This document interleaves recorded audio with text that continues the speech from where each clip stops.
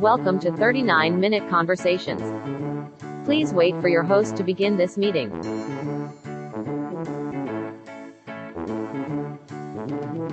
Your meeting is now being recorded.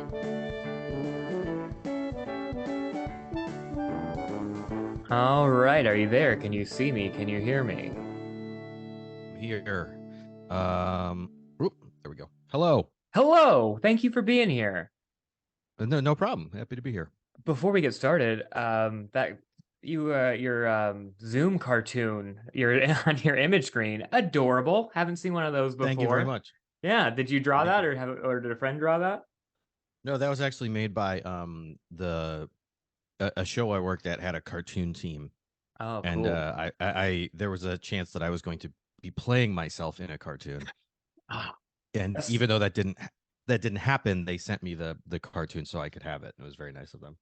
That's the dream, though, to play yourself in a cartoon. Like that's two things actors love: is not having to be on set, and also just playing themselves. Like it's double easy.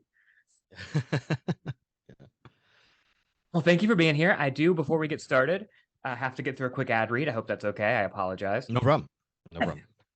This week's episode of 39-Minute Conversations is not technically presented by Hoka. The WGA strike marches on, I assume. I mean, hopefully not. This episode won't be out for a couple weeks, but at the time of this recording, we're still going strong, and let's be real, in 2 weeks, it's probably still happening. But in the previous month, we've seen the effect the strike has had on the economics of Hollywood. The shutdowns have already cost the studios more money than what we're asking for collectively for all of our thousands of union members. We're hitting them where it hurts. We're seeing the stock prices of the studios fall as a result, but we're not hurting every business. One stock that's probably doing pretty well as a result of the WGA strike is Hoka.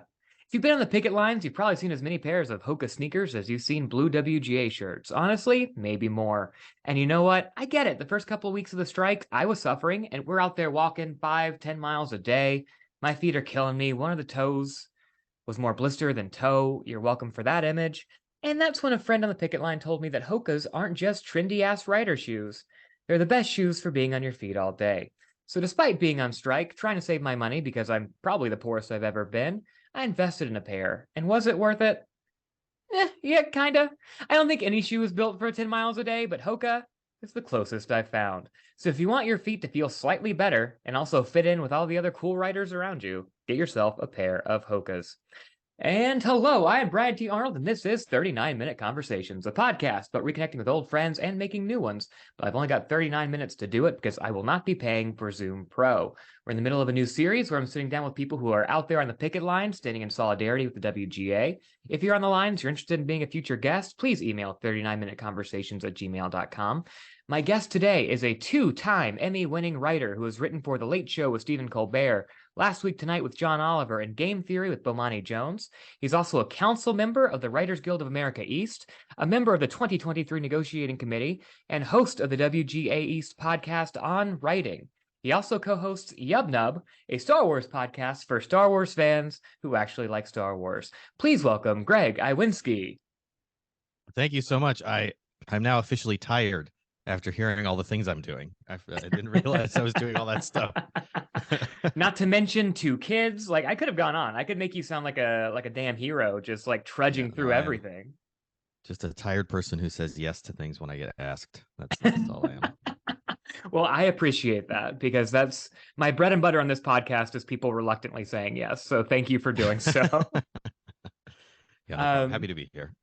Happy to have you. Greg, in 40 minutes, obviously, we're going to be best friends. But in this moment, we don't really know each other that well. We have a mutual friend, former guest of the podcast, Gilbert Galone, who hooked us up for this episode.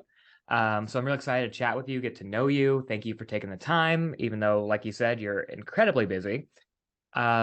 Most of the time, I try to start these interviews the same way. Like you, I used to do a lot of improv and sketch comedy and all that. We're from similar worlds in that way. But the pandemic turned me into a bit of a shut-in, started doing this podcast to have some semblance of performing and a social life. So I just want to start with, how have the last few years been for you? What did you learn about yourself? How are you maybe different than you were 3 or so years ago? I think I'm about 1,000 years older. I went through the pandemic in Manhattan with a Mm-hmm. 1-year-old. Oh my God. So I think I found the worst way to do COVID.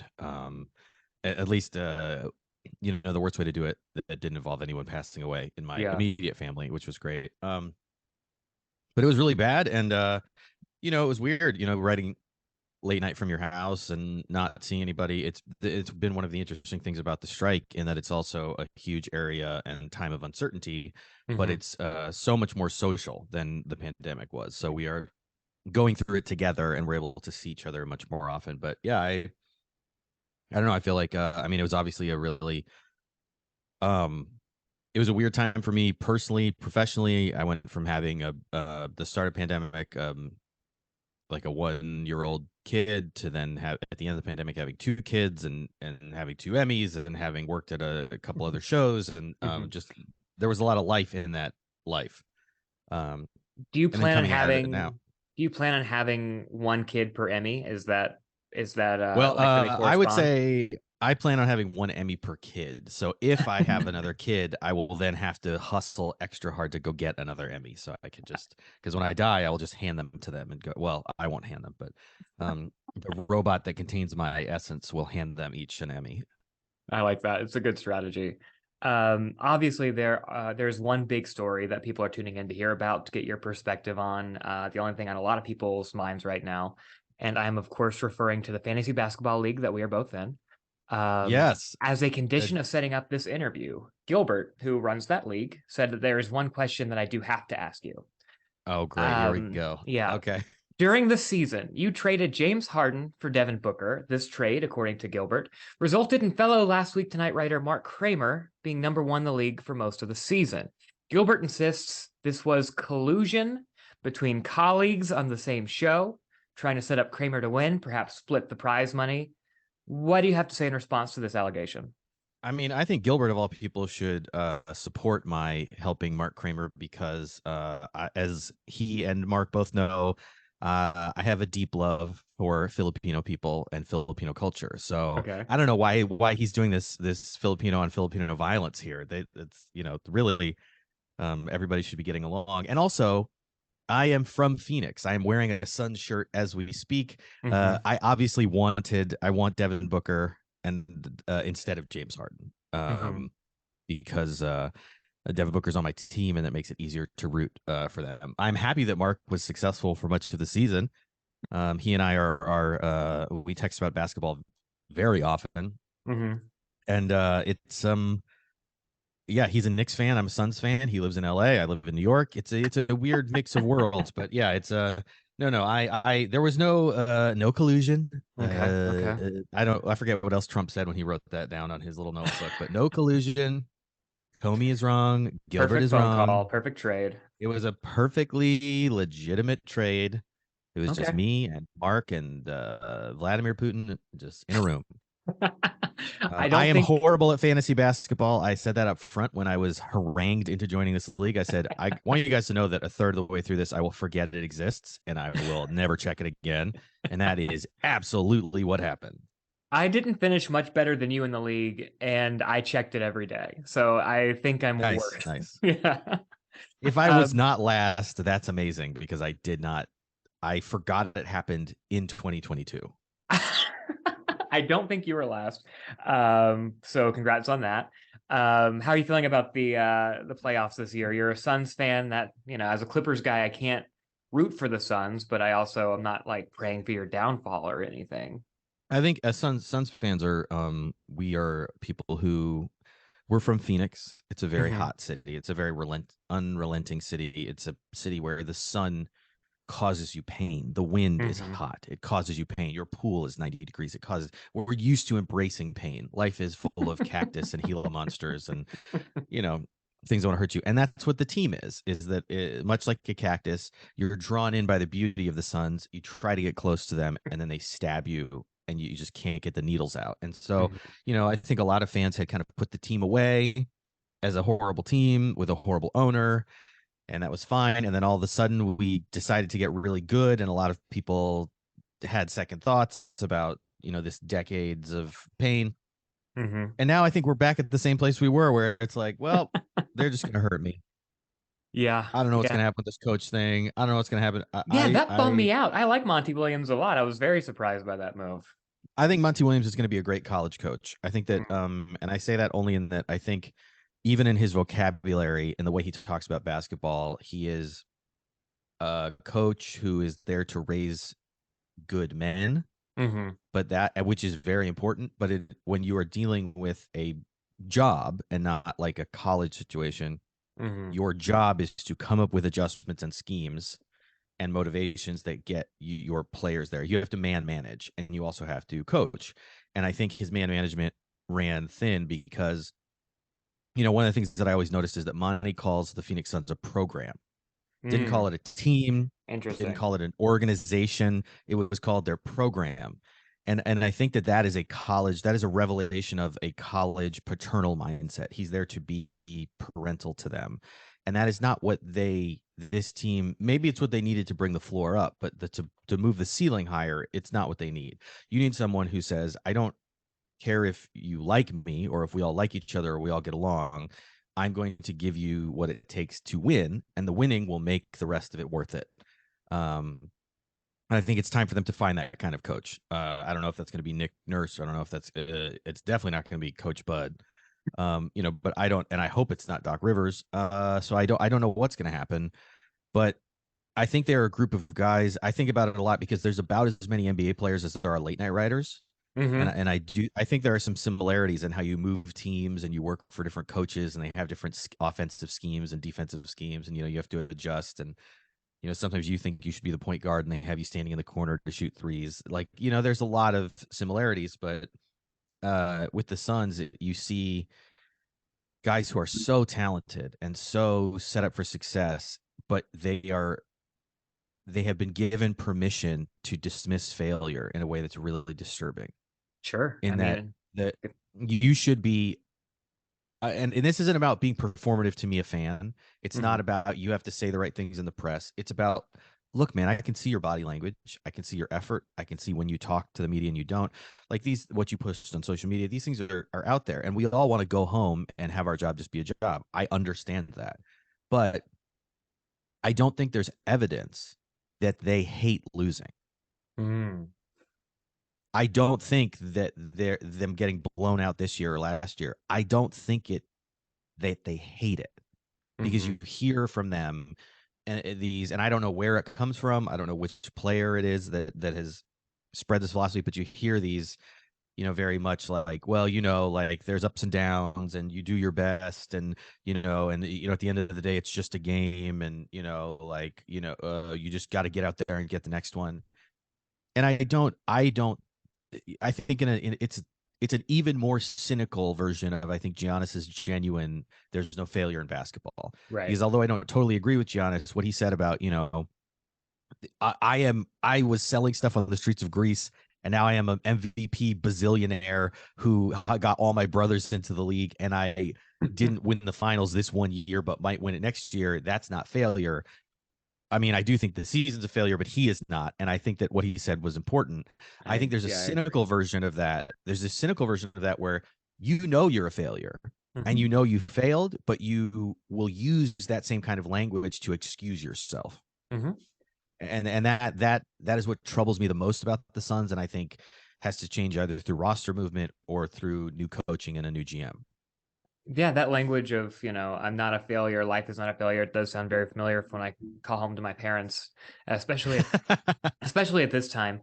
Um, yeah, so let's get into the WGA strike. I'm glad we got to spend some time in basketball and not talk about the strike Yes. for a little while, but I do That was think a we should get delight. into it. It was a delight. First, just, as a human being during this really crazy time, how are you holding up out there on the lines and everything that you're doing for the WGA? One of the things that I've told people, and my family knows this, is that this is either a thing that will like go in my book one day as like a great life practice, or the thing that was a horrible mistake I have to fix in therapy. But I don't really ask myself how I'm doing. Hmm. I don't, not because I'm afraid of the answer, but whatever the answer is doesn't change what I have to get done. Yeah. So, and that's not, I'm not trying to be like podcast 6 hour day, like hack your bear mindset. I just go, how am I doing? I'm probably kind of good and kind of bad and a little tired and a little hungry and a little happy. I'm probably a lot of things, but I don't really have time to stop and go like, how am I? If I was really bad, I would be bad enough to say I'm bad. Yeah. So I'm in a vague place of good, and I'm busy and tired. I don't know. And so I never really take the time to sit down unless there's some kind of red flag going off in my brain or body telling me, oh, this is a real problem. And I think part of that is because I have a really great family. You know, I've like my kids and my wife are wonderful, and I truly, like there is no forcing myself to like them or like being around them or like Sure. it was it was crazy how, in the pandemic I spent every day. I think for the first 18 months of my son's life, well, I guess after the pandemic. So for the whole first 18 months of the pandemic, I was with him every day, every day, all day. We were not ever in a different place. And so, except like when I went to the store. So, that kind of bonding, I love my family, and being able to come back to a family that all loves each other and gets along. Like, it is a huge bedrock for doing this stuff, because we're doing a lot. I mean, the negotiating committee right now is trying to keep abreast of what is happening and being ready to go as soon as the AMPTP wants to talk. They came out and said that because they're talking to the directors, they can't talk to us, which I am not sure is accurate legally. I think that they could do both at the same time. They just don't by a matter of practice. Right. But they're talking to the directors. The actors are up on June 6th, and then both those contracts are up June 30th. So there's a lot of things happening that, you're kind of staying ready for as NEDCOM. And then I'm on Writers Guild East Council.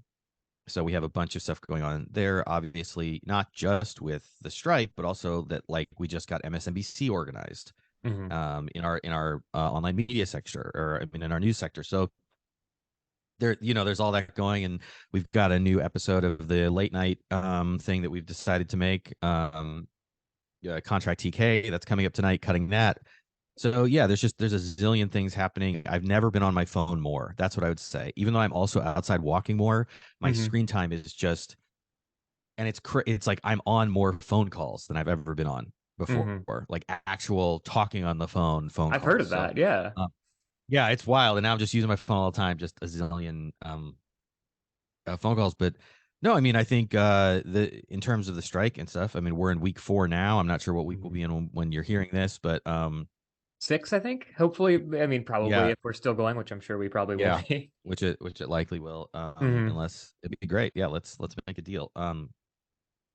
It's I think the goals are to keep all of the writers united and motivated and positive, because it is hard, especially now when you're getting into week 4. You're talking about a couple missed checks. You're talking about rent is due next week. You're talking about real things that are going to hit people, and hopefully people are taking advantage of the resources, like there is a strike fund for WGA members, which are interest free. You can get an interest free loan.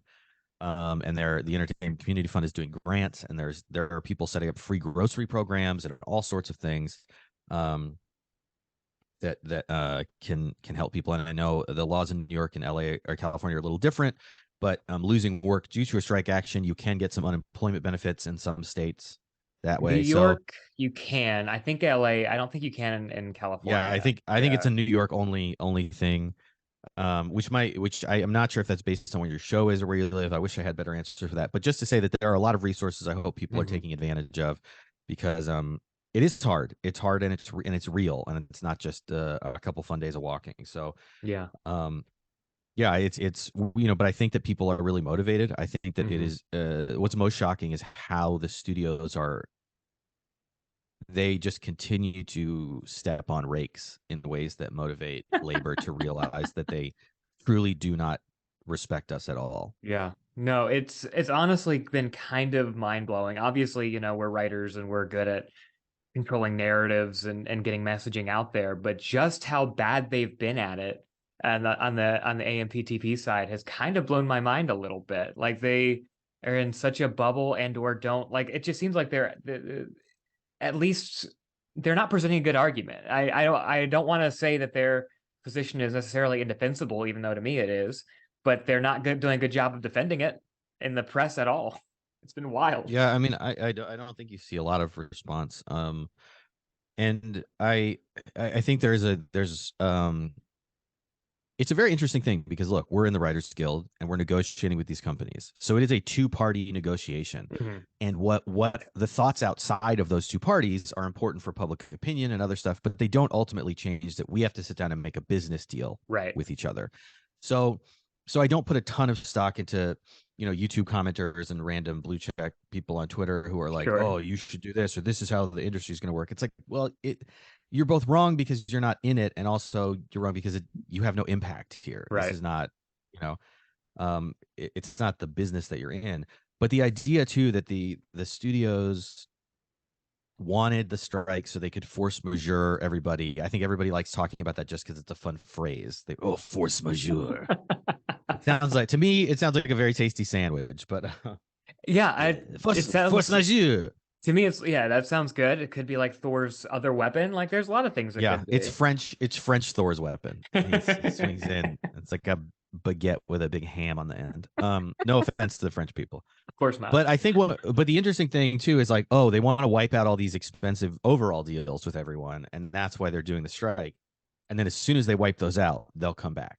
And the problem with that thought is, one, they will lose more money than they save doing that plan because it will take so long to enact the force majeure.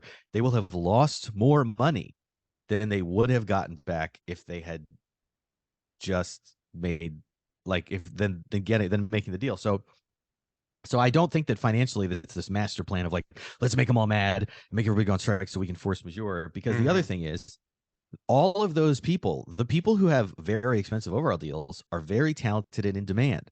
So if you cancel the deal of some one name famous showrunner or show creator, as soon as the strike's over, someone's going to want that person to work for them. And guess what they're going to need to give them? An overall deal. And so even if you've said, oh, well, now that we canceled them all, they're all a little bit less.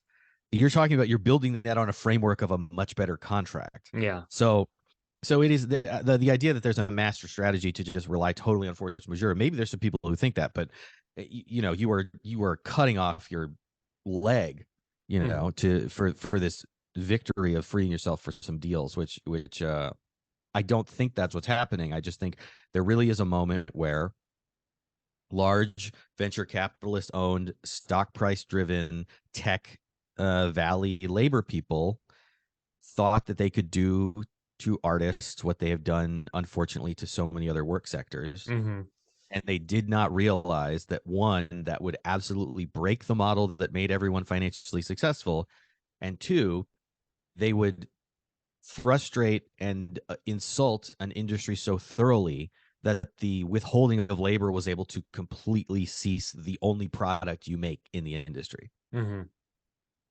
No, absolutely. And it does feel like this is, you bring up a really good point about, we've seen things like Uber and like all these like venture capitalists basically doing, their big, bold ideas are like, let's pay people less and keep them down and not give them healthcare.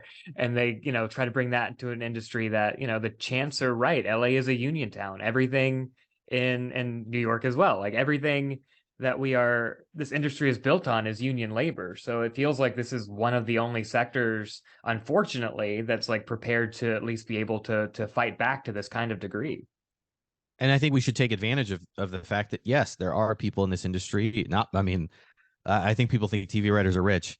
Not me, not my friends. We're all like, this is people who've been saving parts of paychecks in case there was a strike. People who are, I know writers who are already applying for food stamps, So we're not all in the same way that I think it is like the NBA again, where you're like, well, you're in the NBA and you're rich. And it's like, this guy is on $120,000 a year contract. 20% of that goes to agents and managers. Then he has to buy all the gear, do his transportation, rent a second place in the city he doesn't live in, but he plays in, and feed his family on like $50,000 a year. Cool. Yeah. He's really killing it up there like a guy on a Supermax. There's, the middle class in basketball has been hollowed out, and the middle class in entertainment's been hollowed out, where you have people either who are mega rich or on these deals. But like you talked about with Uber, again, I think like that's not a comparison that's made lightly. It's not a bunch of people who are like white collar job people looking at Uber and being like, oh, we don't want to be like Uber. It's like, do you know anyone who owns a cab medallion, who has a cab, who drives a cab and has driven a cab for 20 years? Have you talked to them about what Uber did to their business? Have you talked to the guys who own the people who own your local restaurant about how their delivery has been screwed, how it has changed their restaurant, the way that DoorDash works? It's one of the things that I am very happy about in the pandemic, is that so many local restaurants in New York moved back to hiring a delivery guy, because you can pay a delivery guy to go to everywhere in your delivery area and you don't lose any fee. You don't get an unrealistic delivery time. There's all this stuff where, Uber's telling someone it's going to get there in this time. Then they're mad at your business because the app said it was going to be here in this time, and it affects your rating and that you lose business with this anonymous middleman who never has to be held accountable. You're never mad at Uber, the company. You're mad at your driver. You're never mad at DoorDash, the company. You're mad at your DoorDash. But they've taken all of the frustration of the company and put it on a person who isn't even an employee. They are an independent contractor. And that's why I think this fight is not just, it is about us getting a very specific contract, which we have laid out and have failed to respond to. But the animus behind this that you're seeing across the industry is the dignity of our work is being destroyed. Owning a cab is a career, because you can own that cab and pay off that medallion and make money and have that be your career. And you can buy a house on that, and you can live in New York City. You can feed your family. And then those guys are lured in by Uber, who says, no, this is unlimited profits and there's no medallion. Oh, but there is. You have to get here this fast and you have to do this, and you all have to turn off your app at the same time to drive the price up, and all this other BS that is making you run circles of labor more than you had to do, because there's no dignity of work. You are now just a gig worker. So when we say gig worker, it is not in any derisive way of like, oh God, a delivery guy. It's that a delivery dude should be making an hourly wage, working for that restaurant and getting tips. Yeah. And they should be getting the tips for those deliveries. They should not be an employee for a different company that takes a huge cut out of the restaurant, and then they have to do a bunch. If no one orders delivery, they just don't make any money. That's BS. If you should be, I believe in that subsidiarity of employment and of the power of local business. I think both parties, political parties in America, seem to very much want to laud local business, talk about how important shopping local is and shopping small. Well, these are the companies that are destroying small business, and they are trying to destroy, and they've moved from that now to try to destroy the greatest entertainment product in the world, which, if you work in the industry, you realize is a lot of small businesses, a small production house, a small editing company, a small agency with actors, a small group of, a local of IATSE. And they're just trying to tear all these things apart in that same way. And we're not going to let it happen. You are one of the, I think you might be the first late night writer I've had on this podcast. And I've talked to, I'm primarily on the feature side. I've tried to lay out a little bit of our issues. I've spoken with sitcom and drama writers for television. I would love to hear a little bit about your perspective on the issues that late night writers in particular are facing in this new era, and what you're trying to address in the contract, in particular with streaming and with that proposal for, what was it, 13-day contracts or something like that? No, their proposal was single-day contracts. Oh, great. Worse. Okay, got it. They proposed a day rate in late night television, which, if you've ever worked in late night, is not something a serious person or a person interested in the show being successful would ever propose, because it is like drafting a new basketball team every day and saying that that's your team. The idea of the voice of a show, people knowing the host's voice, bringing their own voice, having knowing the shorthand, and again, being able to make a television show in 8 hours. You have to know and trust the people you work with. The idea that you would be swapping those people around every day is an idea born of someone who either does not understand how late night television is made, or does not care if it's good. And my fear is that it's the second one, because you have vice presidents of giant streaming companies saying that they don't believe in quality. They don't believe that things aren't good or bad. There's just a lot of people out there with taste, which is what someone who does not understand artists says. That is just fun. Like, every artist thinks there are good and bad things, because they think their things are good. And if they thought their things were bad, they wouldn't bring them to you to try to make money off of them. Right. They're bringing you their good ideas, because there are good and there are bad ideas.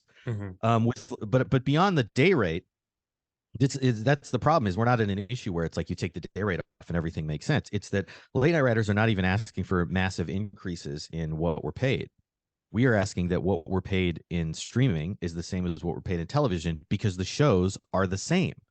And this is something that the AMPTP was fine to do in 2014, 9 years ago. They decided to transfer the minimums over for 30-minute and hour-long shows. Mm-hmm. And now 9 years later, they go, this is unprecedented. How could we ever do this? How would we even know how would we know how the shows worked? Because they're on streaming. So how would we know if a show was a late night show that came out every day? Or how would we know if it came out every week? Well, you'd know because you're making the show. They know how many times the Daily Show comes out. They know it so much they can put it in the name. Last week tonight, how often does that come out? We actually knew it ahead of time because we put it in the name. And there's this idea, but this is the example that keeps getting used, and I use it because we were so particularly insulted by the MPTP about it. Was the idea that Late Night with Seth Meyers is shot at 30 Rock in a studio with an audience and with the cameras and the desk and everything. The Amber Ruffin Show used the same studio, the same audience seats, the same cameras, the same crew, and the same cue card guy. Mm-hmm. Because that show is on Peacock, there are no guarantees for minimum pay, for length of pay. There are no residuals built off of those episodes. None of the same protections apply because it's on Peacock, which is also where you can watch Late Night with Seth Meyers. It does not matter the delivery service. We are making the same show. Inside Amy Schumer was a sketch show hosted or starring Amy Schumer. It was on Comedy Central. It had protections. Then Inside Amy Schumer came back on Paramount Plus. It had none of the protections. They're the same. These are literally sometimes the same show. Yeah. And what they're saying is, well, how could we pay blah blah blah? I went into this, and a lot of late night writers did, wondering, are they becoming disenchanted with late night? Are they moving away from it, the studios? And not just that, the Appendix A shows, and this is deep MBA thing, but Appendix A is game shows, daytime shows like Martha Stewart Living. Shout out to Martha. But yeah, things like Jeopardy and Wheel of Fortune, soap operas. Days of Our Lives is one of the most successful shows on Peacock. Like things like soaps, all of this kind of content. They want to make more of it. And what they want to do is buy low and sell high. They want to convince us that we should take pennies on the dollar to make it, so then they can turn around and use it to create must-see live television. Every one of these streamers is about to bring ads back. And when they do, they need you to sit through the ads. And the way to get you to sit through the ads is to put out stuff that's on every day. I got to see my stories. I got to see what's on the late night show. I got to watch this live sketch show, those kinds of things. So for late night, the ask is so clear. We have minimums. Those are the minimums we need in streaming. We're making you the same shows. You need to pay us the same. There's not a lot of wiggle room here. Yeah. You mentioned you're working on a project. I saw this on your Instagram as well. You're working on a project with late night writers during the strike. You said that was called Late Night TK, or it's called Contract TK, and TK is a late night. It's a journalism and late night thing. TK means to come, right? And you use it so you can find empty spaces in your script, essentially. Totally.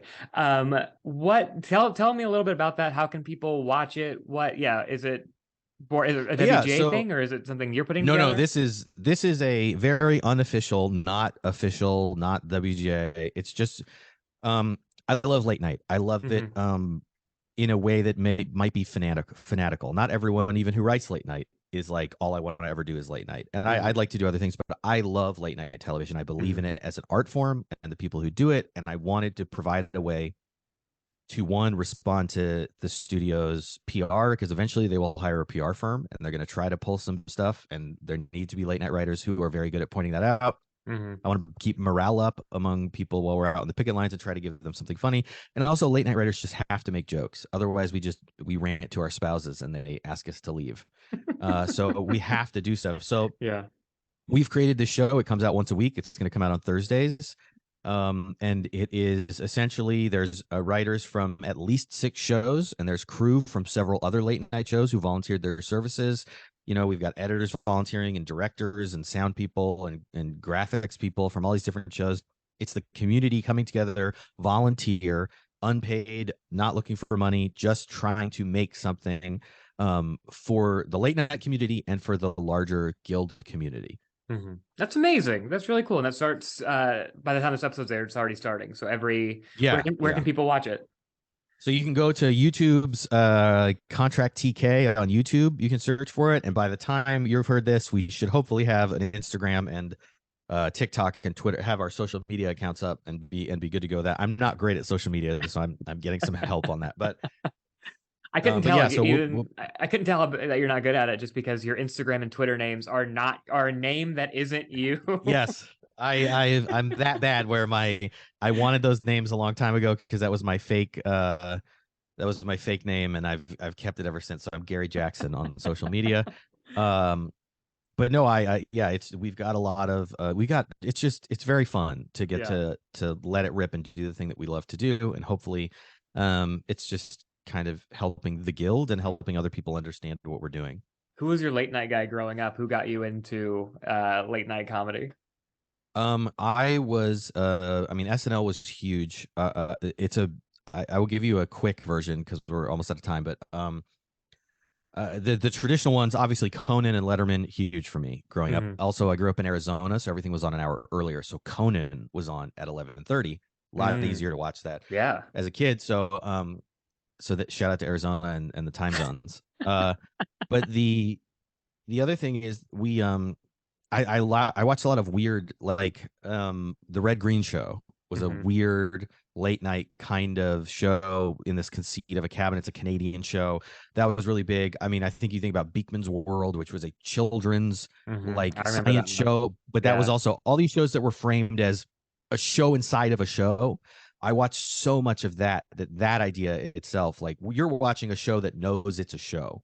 And even Pee-wee's Playhouse, all of these shows that were like, hey, we're making a show here. The Weird Al show, which was, like even that, like all of these things were huge for me. And that became kind of the version of late night that I am most enchanted with. Is not exactly the shiniest production, which is very good. And I laud that. And I think it's good, but it really is not the clean, smooth presentation. It is the, hey, we're making a show and we're making a show. We know we're making a show. And that's what you're going to watch us do that.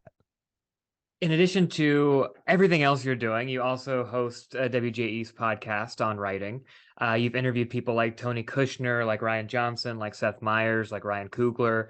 What have you taken away from your guests that you apply to your own writing? Yeah, that's all. I don't know why I've trailed off that way.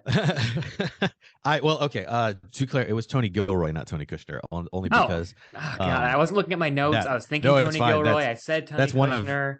Because that was one of Tony's interview was one of my favorites. It was a great interview. I listened to that one. Yeah, it was. The thing I've gotten to learn from it, one is how to talk to somebody for an hour, which for me the big challenge was realizing, an hour isn't as long as you think, or 45 minutes isn't as long as you think, because I like to really get into the weeds. I think a lot of interviews with writers, you end up talking about the end product, but I'm very interested. Not as much in the like, what time do you get up and what time do you write? Sure. But the idea of like, how do you convince yourself that it's okay to cut an idea that you love but you don't have time for? Like I think I talked to Ryan Coogler about that as these ideas of, well, how do you like when you're really in your own head and process, what are the rules you have for yourself that aren't the procedural, I've got to sit down and write and do this, but like, what is writing to you? What does the music of writing sound like in your head? Because I think all of us are so different. And by doing that, we can all learn little tricks from each other in how to remind ourselves how super freaking cool it is that we get to write stuff as our job. Because I think if you can find a way to spark that again, then all those frustrations of staring at a screen and stuff, they're so much less when you're like, oh, right, I get to do this for my job. Absolutely. We have about a minute left, so I do want to give you this opportunity right now. Where can people follow you? Is there anything else you want to plug before we run out of time? Follow WGA West and WGA East for strike updates. Follow me at Gary Jackson on Twitter and Instagram. Follow Contract TK on YouTube and on socials. Follow my Star Wars podcast, Yub Nub Pod, which I do with some other late night writers. And please, please, please pray for the Phoenix Suns. Greg, with our little bit of time that we have left, I do want to get to know you even better, get to know you on a deeper level. What do you think happens after we die? I think it cuts off just like a Zoom. Wow. Man, I wish that would have timed out perfectly, because that would have timed out so good if we just got cut off there. To you, what is the meaning of life? Do your best. That's all you can ask. Do your best. If you could live forever, would you want to? No, 0%. Not at all. When you do pass away, as we all eventually do, what do you want people to say about you? He tried and did his best. That's all I can ask. Your meeting has ended. Goodbye. Thank you for listening to 39-Minute Conversations, hosted and produced by Brian T. Arnold. Music by Kevin MacLeod, licensed under Creative Commons by Attribution 4.0 license. If you like what you heard, please subscribe and tune in for new episodes, and don't forget to rate and review. If you didn't like what you heard, please don't do any of that. That's okay too. Thank you, and we'll see you next time. Stay safe and be well.